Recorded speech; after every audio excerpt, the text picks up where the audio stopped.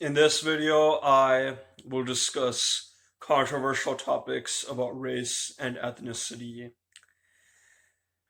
Most people think that it's not possible for non-whites to compete with whites.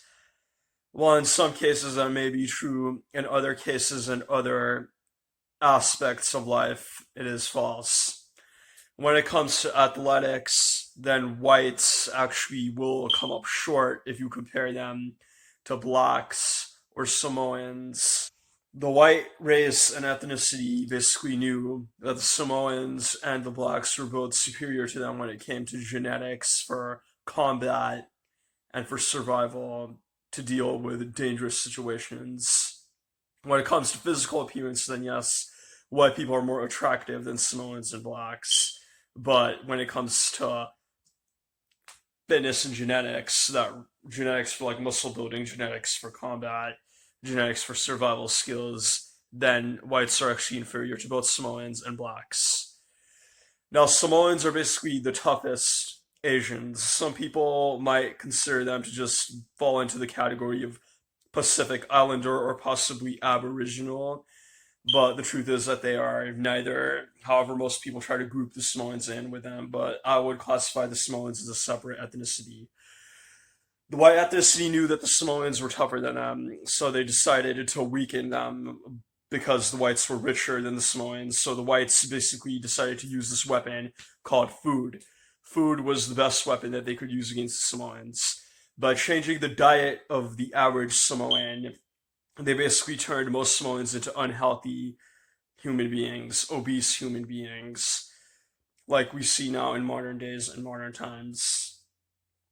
Which is the reason why now the Samoans, even if they ever did somehow reach a population that is equal to the amount of white people that are alive, the fighting age, military aged white people, then still the Samoans would lose because they fell victim to the weapon known as food, because in their culture, having a pot belly is considered a sign of opulence, because very few people used to have that in the past few generations, but now it's very common to see it. Maybe half or more of the Samoan population has a pot belly.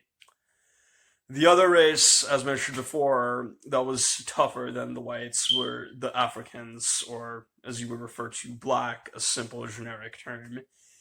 Now, for a multiple amount of reasons, blacks were never able to defeat the whites despite being genetically superior to them. One reason is because the white governments around the world basically formed multiple conspiracies that led to the downfall of the black man. Basically, if you destroy them as a boy, then they cannot really become a successful man when they grow up.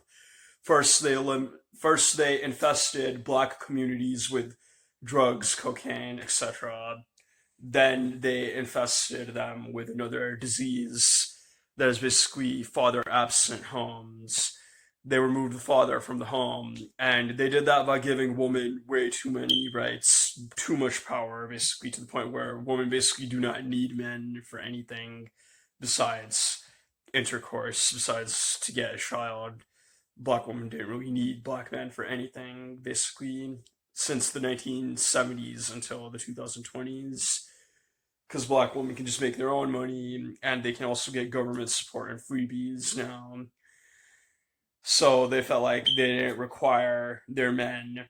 So without a father, then the next generation of black men basically grow up fatherless, guideless, without a father to teach them things that are important for masculinity, for manhood, which is the reason why we have a man crisis. Well, there are multiple reasons, but then you also have to go into drugs, which make people weaker over time. Since so many of them became addicted to these drugs, they became so weak that they basically lost their genetic advantage, so they can't compete in terms of sports with the whites. The very few exceptions would be those 7 foot, 6 foot 6 to 7 feet tall basketball players and maybe a couple football players, but besides them, no one else is really able. Like the average black is definitely not a skilled basketball player that can beat most whites now. So when it comes to athletics and physical fitness and combat, both the Samoans and the blacks have basically been depowered. Originally, they used to be tougher than the whites, but due to all these conspiracies, due to all the issues that were due to all the issues that happened in their communities, they basically became weaker than the whites. That's the first thing that I think was important to mention in this video. But despite that, there are certain advantages that some races have that still help them, like, that basically decrease the amount of damage that have been done to them a little bit, but it's not related to physical fitness or health. The first advantage is that both blacks and maybe some Asians, not Samoans, I'm not talking about Samoans anymore in this video, some blacks look younger than whites their own age. The first example would be the first example for a black person looking very young for their age would be that incident known as the epic Beard Man versus another black guy. It was during a year that was very close to 2010, but it was much after the year 2000. This man, everyone thought that he was like in his 20s or possibly maximum. His age must have been 30, but the truth is, after a couple of interviews and more information being revealed to the public, it was revealed that his true age is in the 50 range, between 50 to 55. Yet he looked so young for his age. It's very rare to see a white person who is also in their 50s but doesn't look super old. So blacks age less quicker than whites do. Most of the images and pictures that I show from now on until the end of this video will be of human beings who are from the African ethnicity.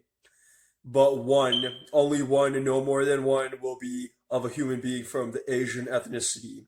I watched a couple of true crime videos in the past, and through that time period, through that experience, I was able to find the correct clips of these videos where images, mugshots, and photos had been taken of certain human beings, specific human beings, during the time that they were this old or that old.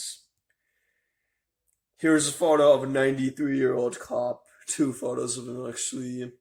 He's African.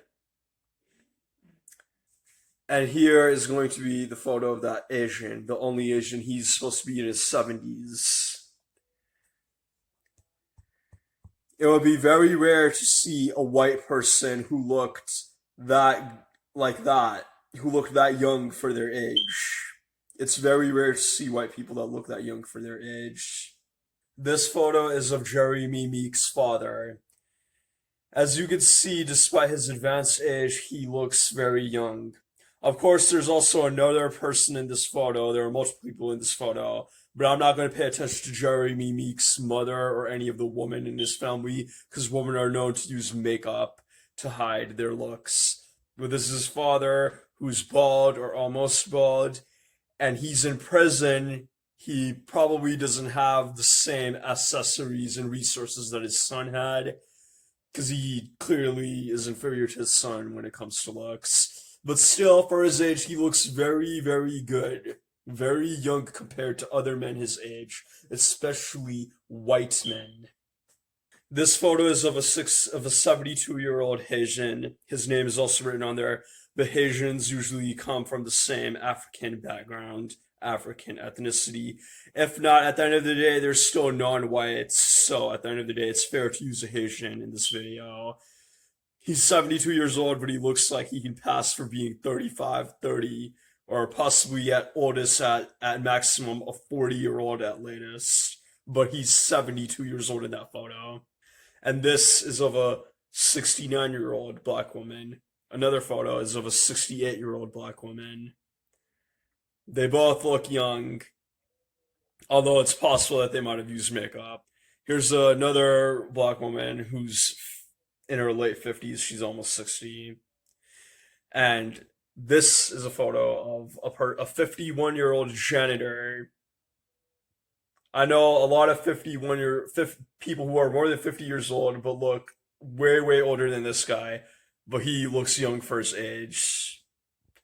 He doesn't have the best looks, but he still looks young for his age.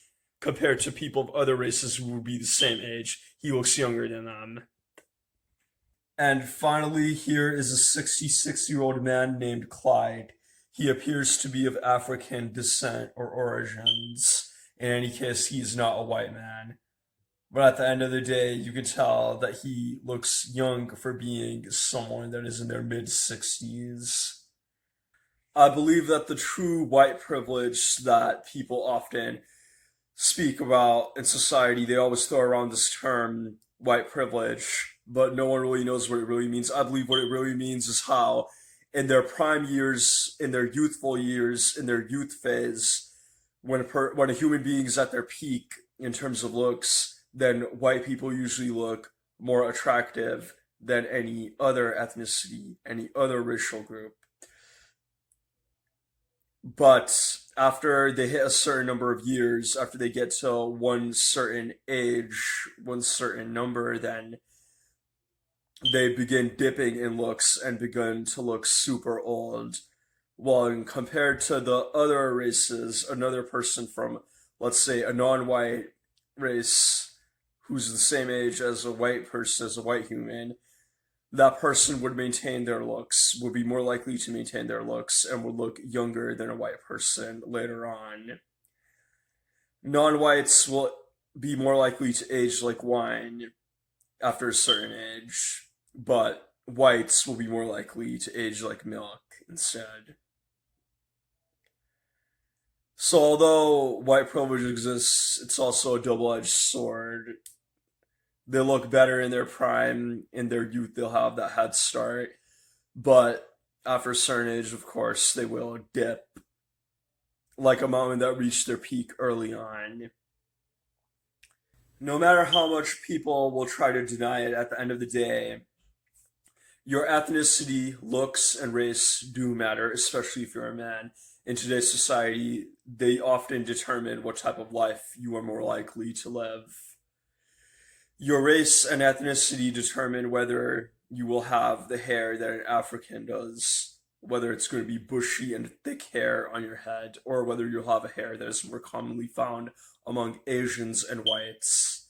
Your ethnicity determines whether you are more likely to have a big nose, an above average nose, a medium sized nose, or a small nose.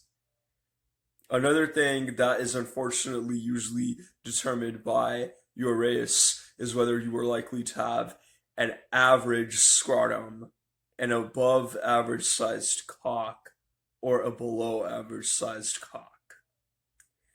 So, unfortunately, these things do often come down to your ethnicity. Your ethnicity, a final thing that is often determined by your race is whether you are going to grow up in a two-parent household or a single-parent household. And as it is common knowledge in American society that black households often have only one parent in them. So that's decided by your race too. Asians, Indians, and whites are more likely to grow up in two-parent homes. This will conclude my video.